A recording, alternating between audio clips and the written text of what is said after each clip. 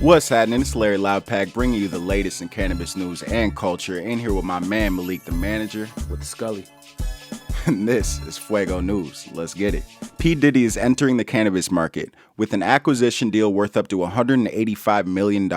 Sean Diddy Combs, mogul and recent billionaire, announced plans to acquire 9 retail businesses and 3 production facilities from 2 major players in the industry, spanning New York, Massachusetts, and Illinois. The seller is Cresco Labs, a Chicago-based company, but some of the facilities in the package are from Columbia Care, a New York company who Cresco acquired a few months ago. The deal is contingent on the merger finalizing in 2023, and if approved, would make the hip-hop icon the owner of the largest black-owned cannabis company in the nation. Puff addressed the disproportionate amount of black arrests for cannabis as an ongoing problem in relation to black ownership representing 2% of the legal market, calling it diabolical. $155 million cash will be paid up front, with the remaining $30 million expected after certain milestones are reached by the company. Yo, maybe that's why he's acting a fool out in New York. He was the Joker.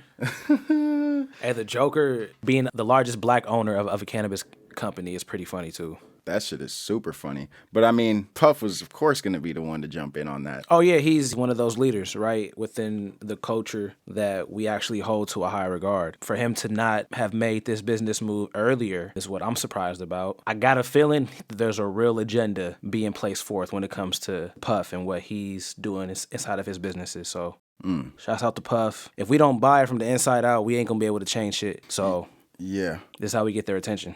Yeah, I'm kind of torn on it. I feel like it's good because it's a black owner who owns the biggest black company in the country. Okay. But at the same time, they're supposed to be awarding a certain percentage or a certain amount of licenses to social equity applicants. Okay. So people who were arrested for weed, people who were just disproportionately affected in whatever way, that's not Puff's fault. No, you're right. He's of course going to right. come in and grab a license. And that deal was done with a company that already had a license. So Facts. that's not being awarded by the state. No. That's not necessarily the state's fault. That's big money talks. But what is happening is behind the scenes, there's all these changing of assets and changing of money that is changing the game, and the state isn't necessarily in control of these things.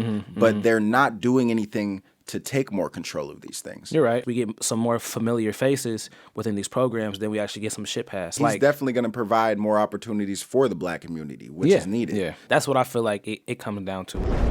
Over 64,000 pounds of illegal weed were seized from organized crime operations in Spain, making this the largest seizure in the country's history. The discovery was the result of multiple raids of farms and production facilities in 4 cities across Spain, following investigations of a complex business network that the national police suspected to be trafficking marijuana to many countries in Europe. Police arrested 9 men and 11 women between the 4 locations, and also found processing equipment, trimming machines, and large amounts of hash. The group has been tied to shipments arriving to Switzerland, the Netherlands, Germany, and Belgium, which among Spain all have some of the lowest cannabis penalties in Europe. They knew where to go with that shit.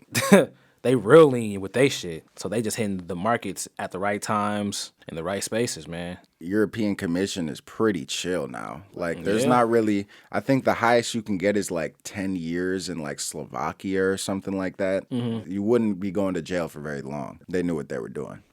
Get this over here and I move this like that. Go to jail, probably like $250 in fines, come back out. I'm good. Mapped it out. Like, I'm good. I'll do a couple years for these M's. Bro. They probably getting work all around. Did you see their facility, bro? Yeah, that facility Bro, is huge. Bricks R Us. That looks like a legit like Amazon warehouse. Y'all ain't talking about units. Let me show you this video. You had the Bricks R Us facility. God damn. You said PAX Incorporated. Packs are us. Shee. Yeah.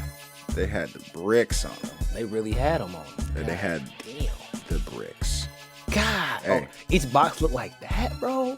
Bro, they had, Is that hash? yeah. Yeah, that's the hash I was talking about. Oh, they had the hat. Oh, they had everything in there. Oh, the cartridges and all that. Oh, yeah. Pre-rolls. Oh, yeah. Oh, damn. Those are pre-rolls. Not. Oh no, those the eighth. Hold on. That's the weed Oh, packages. yeah, they just boxed up the 8th, yeah. They boxed up the weed. Oh, they're doing it like that. They're pretty official with it. That was the trimming area. Yeah, that's a trimming machine. Yep. Okay. Just getting all the keef right there. Look. God. Rubbed his hand in it. On the whole bottom, just was like, look, disrespectful. That's just one of the facilities that they had. Yeah. But they had grow facilities, processing facilities, all sorts of shit. So they said they had different companies running each part of the business. a single mother in Texas is being evicted from her home for possessing medical cannabis products that were legally acquired through the state's compassion program. Candace McCarty lives on disability and uses high CBD topical oils, flour, and gummies to help with a number of health problems at the recommendation of her doctor. But a nosy neighbor got her in unexpected trouble after they reported the smell to their apartment complex. McCarty's housing is subsidized by a federal assistance program, and state law allowing medical cannabis does not apply to any residences under federal regulation. The mother of two claims she wasn't aware of this conflict in law and will return to court in November to fight the eviction and hopefully avoid being homeless before the holidays. That shit's sad. That's fucked up. Neighbors being too nosy. Mind y'all business. Snitching for no reason. Like, yes, it does look crazy and it probably smells crazy. She's probably not putting her child in danger. And they don't know that, but at the same time, they didn't ask her anything. They just reported. They just assumed. Yeah. I'm going to tell y'all like my mama told me. You assume, you make an ass out of you and me. I can't stand a nosy ass neighbor. God.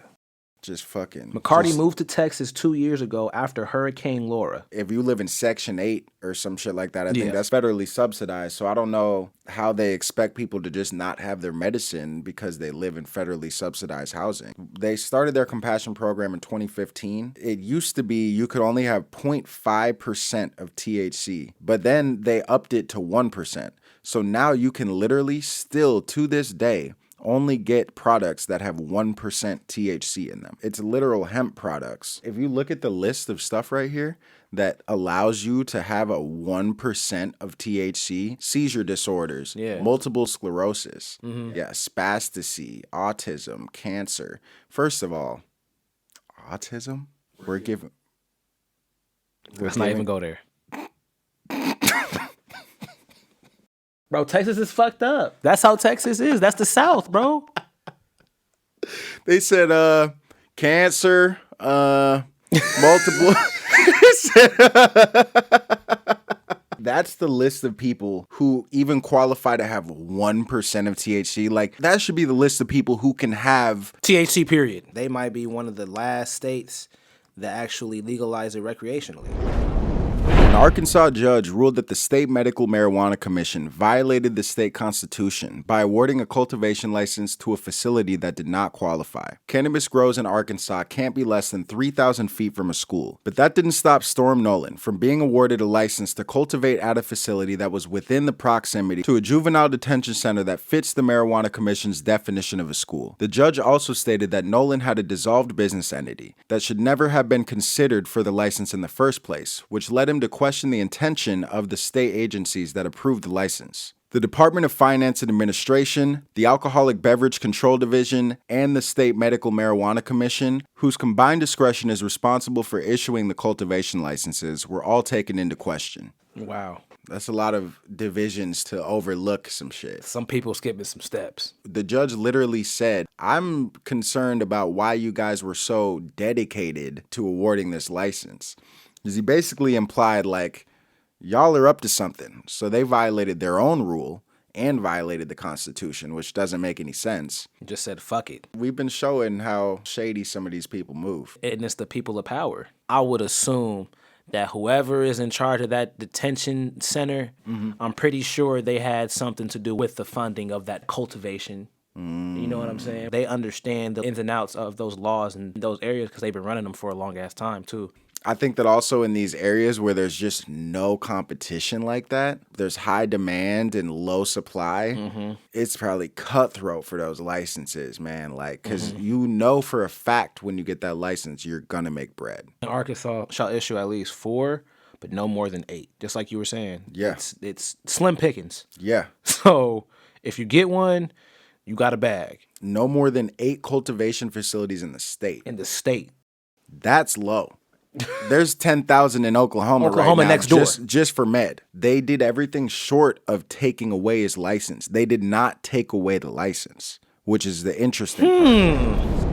A senator introduced a bill to set up framework for federal legalization to help prepare the government for dramatic changes in policy that could cause potential issues. Senator John Hickenlooper, former Colorado governor, has been involved in cannabis laws since his state pioneered the first recreational use program in 2012, and he's taken some pages from the book to present the Prepare Act as an outline for how the future of federally legal cannabis could look. Hickenlooper actually founded the Amendment 64 Task Force, which provided recommendations for Colorado state regulations when they legalized, and he's confident that this new bill would establish a fair, publicly transparent policy by incorporating lessons learned from many state programs. The senator stated federal legalization doesn't need to start from scratch, and we should prepare for when it arrives. You know the government be scrambling. And with them, whenever they rush the process of some shit, we see exactly what happens.